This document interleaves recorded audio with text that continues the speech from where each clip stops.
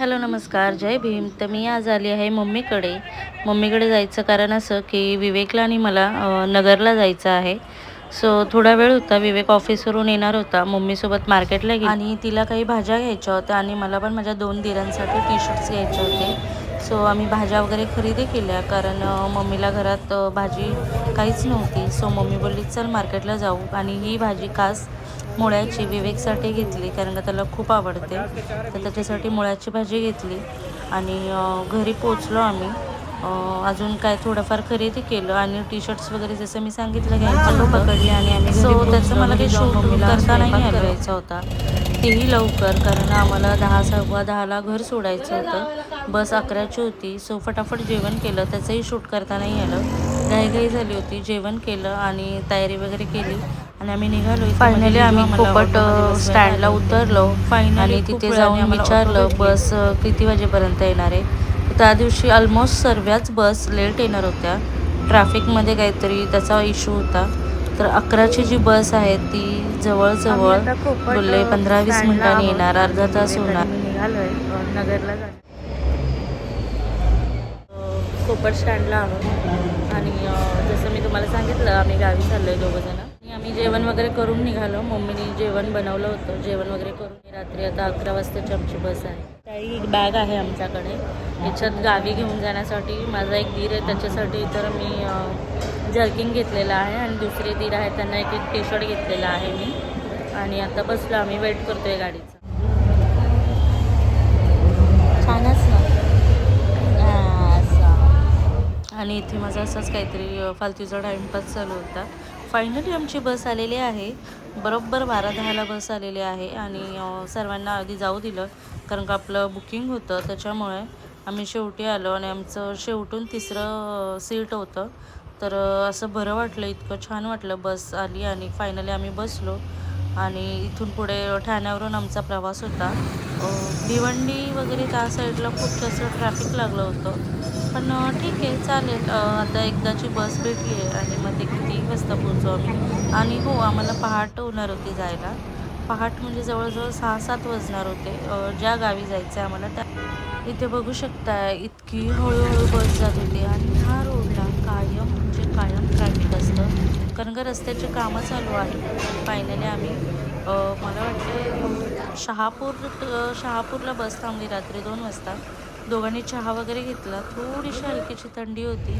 चहा वगैरे घेतला आम्ही आणि एक अर्धा तास बस थांबली. काही लोक जेवायला थांबले, काही चहा वगैरे. सो पुन्हा येऊन आम्ही बसलो आणि विवेकला भूक लागली. विवेक बिस्किट खात होता, हायडन्सीचं. आणि नंतर पुन्हा प्रवास चालू झाला आणि इथून आम्ही जाणार होतो नाशिकला कारण का नाशिकवरून संगमनेरवरून राहुरी असा आमचा प्रवास होणार होता. म्हणजे ठाणे, नाशिक, संगमनेर आणि राहुरी असं होतं.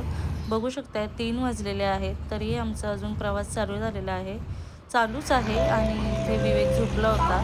फायनली थंडी नव्हती, आता जास्त थंडी वाढलेली होती. सो फायनली तिथून निघालो आम्ही आणि संगमनेर स्टँडला उतरलो. बघू शकताय खूप गार आहे, खूप गार आहे. मला तर इतकी थंडी वाजत होती की शक्यच नाही आहे, म्हणजे सवय नाही आहे कधी गावी जाणं वगैरे, कधीच नाही आहे. आणि मी इतकं जर्किंग घातलं होतं, स्कार्फ घातला होता तरीही मला थंडी वाजत होती. आता आम्ही लोणीला पोचलो आहे आणि लोणीवरून आता एक अर्धा ते 20 मिनटामध्येच आम्ही राहुरी फाट्यावर उतरणार होतो. तिथून विवेकचा भाऊ आम्हाला घ्यायला येणार होता. तर आम्ही इथे उतरलेलो आहोत. राहुरी फाटा आहे हा, राहुरी फॅक्टरी. राहुरी फॅक्टरी इथे विवेकने किशोर भाऊंना फोन केलेला आहे आणि बघू शकता आम्ही घरी पोहोचलो. आम्ही दोघंही विवेकने आंघोळ केली, मी फ्रेश झाले, दोघांनी छान फ्रेश झालो. आणि हे आहेत माझे भाऊजी आणि आता हे बनवत आहेत पोहे. तर भाऊजी पोहे बनवत आहेत आमच्या सर्वांसाठी.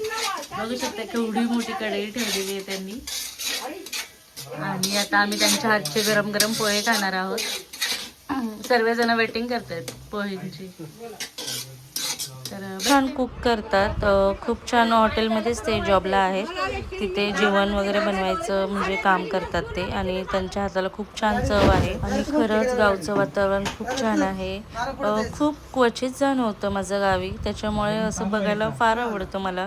समोर बघू शकता तिथे गाय, म्हशी, बैल सर्व काही होतं आणि ते आम्ही रेडी झालेलो आहोत. ज्या फंक्शनसाठी आम्ही आलेलो आहोत गावी चेंज केलं. मी ड्रेस घातला, विवेकने व्हाईट शर्ट घातलं आणि इथे पुन्हा आम्ही तिघच जण जाणार होतो ट्रिपल सीट आणि कार्यक्रम असा होता. विवेकचे काका आहेत म्हणजे मावशीचे मिस्टर, त्यांचं देहांत झालं होतं आणि त्याचबद्दल हा कार्यक्रम आहे आणि ते ख्रिस्त धर्मातले आहेत. खूप वर्षाआधी ते धर्म स्वीकारायचं होतं तेव्हा त्यांनी ते धर्म स्वीकारला होता आणि त्याच प्रमाणे ते सध्या त्यांचं सर्व काही गोष्टी चालू आहेत आणि तेच आम्ही फुलं टाकायला गेलो होतो. त्यांनी त्यांच्या वावरातच ते सर्व केलेलं आहे विधी आणि इथे मग कार्यक्रम वगैरे माझ्या सासूबाई वगैरे आम्ही जे काही मानपान जेवण साडी वगैरे देणं असतं ते सर्व कार्यक्रम झाला आणि ते जेवायची तयारी चालू झालेली आणि बघू शकताय थोडे फॅमिलीशी आम्ही गप्पा वगैरे केल्या आणि इथे हे शेळ्या मला खूप भारी वाटलं बघायला. शेळ्या, गाई आणि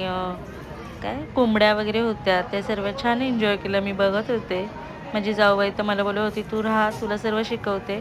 पण ते शक्य नाही आहे. मी त्यांना म्हटले मी येईल 4-5 दिवस खास आणि ते पण आणि ते थंडी नसताना येईल कारण थंडी मला अजिबात सहन नाही होत. जाऊबाई आता बघू शकता या माझ्या जाऊबाई आहेत आणि ह्या माझ्या बहिणी आहेत. तू पण आहे का?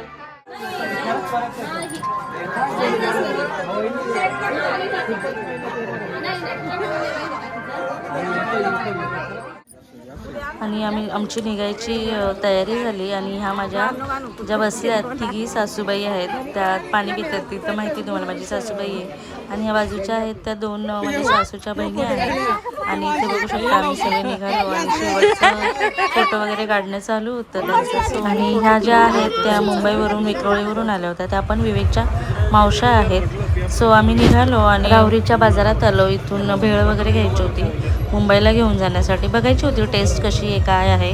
नंतर भाजी पण घेतली, वांगी घेतली, मेथीच्या भाज्या घेतल्या, खूप साऱ्या भाज्या घेतल्या कारण गावी कसं फ्रेश आणि छान चवदार असं भाजी भेटते. ते सर्व खरेदी केलं आम्ही आणि खूप जास्त ऊन होतं आणि आम्ही पुन्हा ट्रिपल सीटच जाणार होतो किशोर भाऊजी सोबतच कारण इथून आम्हाला घरी जायची घाई होती. म्हणजे किशोर यांच्या घरी जायची घाई होती कारण आमच्या बॅग्स वगैरे सर्व तिथं होत्या. तिथून आम्ही पुन्हा चेंज वगैरे करून जाणार होतो कारण बसमध्ये ड्रेस वगैरे घालणं शक्य नाही आहे. सो मी जे कपडे घालून आले होते तेच म्हटलं आपण घालून गेलेलं बरं आहे. सो इथे पोचलो, इथे थांबलो कारण किशोर दाखवत होते विवेकच्या दुसऱ्या मावशीच्या मुलाचं हॉटेल तर हे आहे. तर आज ते बंद आहे कारण त्यांच्या घरी कार्यक्रम होता म्हणून. सो हे ते हॉटेल आहे, हॉटेल आशीर्वाद आणि ही बस थेट आम्हाला नाशिकपर्यंत होतं आणि इथून आम्ही डायरेक्ट नाशिकला जाणार होतो. पण नंतर इतकं ट्रॅफिक लागलं सिन्नरमध्ये, जवळजवळ 1-1.5 तास एकाच जागी गाडी उभी होती आणि फायनली मग द्वारकाला आलो. आम्हाला लोकल वगैरे कोणत्याच बस भेटत नव्हत्या. मग द्वारकावरून प्रायव्हेट कार केली आणि ही कार जी होती ती समृद्धी महामार्गावरून जाणार होती. खूप भीती होती आम्हाला कारण का खूप केसेस ऐकलेले आहेत समृद्धी महामार्गाचे. आणि आम्ही नंतर फायनली उतरलो ठाण्याला उतरणार होतो 3 हातनाक्याला. तिथून मग 1 वाजला मला घरी पोचता आणि मम्मीकडे जेवण वगैरे केलं. रात्री तिथेच राहिलो आणि सकाळी उठून कामोठ्याला आलो. त्याचा व्हिडिओ कसा वाटला